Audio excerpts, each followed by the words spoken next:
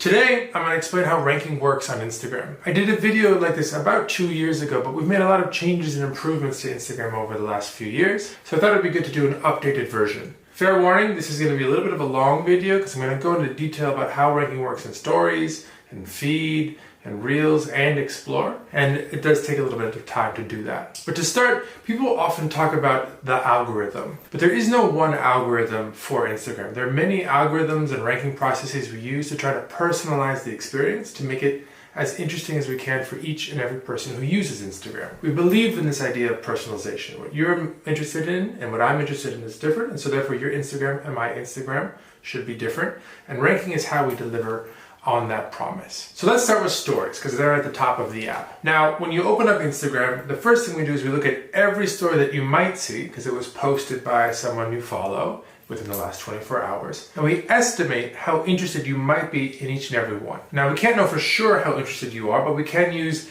proxies or guesses. And so what we do is we make predictions. We predict certain things that you might do with the story. You might tap on a story to open it.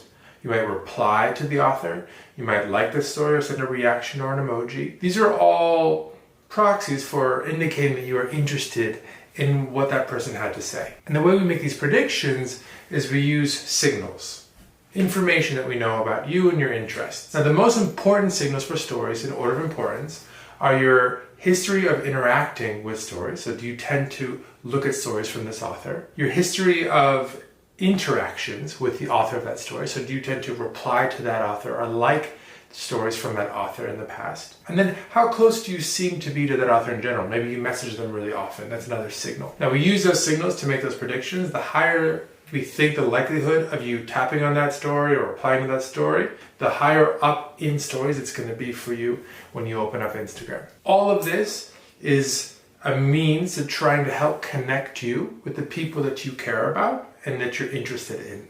Next, let's go to feed. The goal of feed is to catch you up on the very best that's happened on Instagram since you used the app last. This means photos and videos not only from accounts that you follow, but also from accounts that you might not have heard yet, but we think you might be interested in. And what we do here again is make a series of predictions. So for every post, we predict how likely you are to comment on it, like it, share it, tap on the profile pic, or even spend a few seconds looking at it. And we make those predictions using signals, information we have. The most important signals in order of importance are: 1, your history of interactions. What do you tend to interact with and like on Instagram in the past? 2, information about the post. Is it popular? Is there a lot of activity around it? 3, information about the person who made that post. And 4, how much do you tend to interact with that author of that post in the past? And what we try and do is order things in feed in the order that you might be interested in it. So the things that you're the most interested in should be at the top and the least interested at the bottom. Now, I want to be clear. We don't know exactly what you're interested in. We're making an educated guess and we make mistakes, which is why it's so important that we build controls to help you shape the experience into something that you love. Now, 2 new controls that we've built actually since I made the last one of these videos is favorites and following. Favorites is a list of accounts that you curate of accounts that you are really interested in. And if any of your favorites post a photo or video, we're going to do our best to show that photo or video at the very top of feed next time you open up Instagram. And following is a feed of photos and videos only from accounts you follow and in chronological order. If you really want to just focus on what's the latest and greatest that has been posted by the people that you've decided to follow over the years. Next, let's go to Reels. Now, the goal of Reels is to entertain you, and most of what you'll see in your Reels tab are videos from accounts that you do not yet follow. And so we're going to do the same thing. We're going to make a series of predictions about each reel to assess how interesting it might be to you. But I want to first start with this idea of what do we even look at to rank in the first place? Because there are a lot of reels posted on Instagram every day, and we have to decide which ones you might be interested in. But basically, we take a look at what you interact with, other people who interact with the same content, and what else they seem to be interested in. But then we go back into a very similar pattern that you've heard about in feed and stories. We make a series of predictions for each reel. So how likely you are to watch the reel till it's over, how likely you are to send the reel to a friend, and how likely you are to go to the audio page for that reel, which is a way of assessing if you might be interested in creating a reel yourself. And the signals we use are what you tend to be interested in on Instagram, what reels you've watched in the past, and information about the reel, about the author of the reel, and how much you've interacted with that author if you have, in fact, interacted with that author in the past. All of this to create a tab, an experience that's immersive, hopefully delightful, and hopefully entertains you with some amazing videos on Instagram. Next, let's go to Explore. Explore, like Reels, is a recommendation surface. It's primarily content from accounts you do not yet follow, but it's photos and videos, and the goal of Explore is just to help you discover new things that you might be interested in. And so we predict how likely you are to like a post, how likely you are to save that post, how likely you are to share that post. And the information or the signals we use to make those predictions are very similar to the ones that we use for Reels in a slightly different order. Actually, the number one signal or group of signals is information about that post. How popular is that post right now? The second most important is your history of interaction. So what do you tend to be interested in on Instagram more broadly? For me, I'm into cooking, I'm into men's fashion, I'm into architecture, interiors, and so my Explore tends to reflect that. And the third and the fourth groups of signals are information about the author and your history of interacting with that author, which you may have never done, but if you have done, it's a pretty good signal that you might be interested in what they have to say. Next, and I want to thank you real quick for sticking with me because I know this is a long video, but I do want to talk about shadow banning, which is an issue we take incredibly seriously at Instagram. Now, shadow banning as a term means different things to different people, but it generally is used to describe a situation where you're not getting as much reach as you think you deserve. And I want to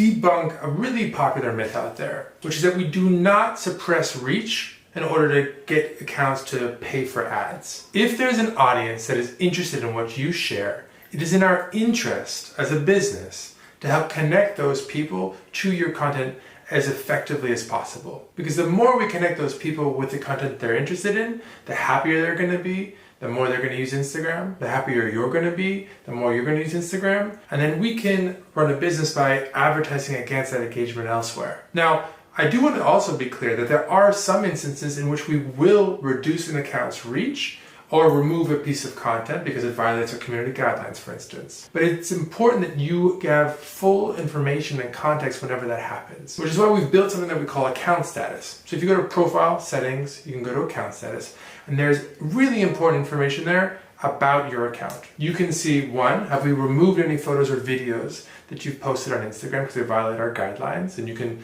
appeal those decisions if we've made a mistake. Two, you can see your account recommendability status. So are your photos and videos eligible to show up in surfaces like Explore or Reels where people are seeing things from accounts they do not follow? And you can see why that status is the way it is, and you can remove something if you need to or appeal a decision. And third, you can also see, is your account eligible to be recommended in surfaces like search and accounts you should follow? And again, you can appeal any decisions there because you deserve to know what's going on with your reach on Instagram. So please check out account status. Lastly, I want to call with some advice on how to grow your reach and grow your audience on Instagram. Now, unfortunately, I need to be honest, there are no silver bullets, but there are some best practices that do tend to work. The first, which is probably the most important, is to experiment. Every audience is different, and what they're interested in is also different. So you're going to need to experiment and figure out what resonates with the people that follow your account. The second is check your insights. This helps you figure out what's working and what's not. Now, don't overreact to any one photo or video,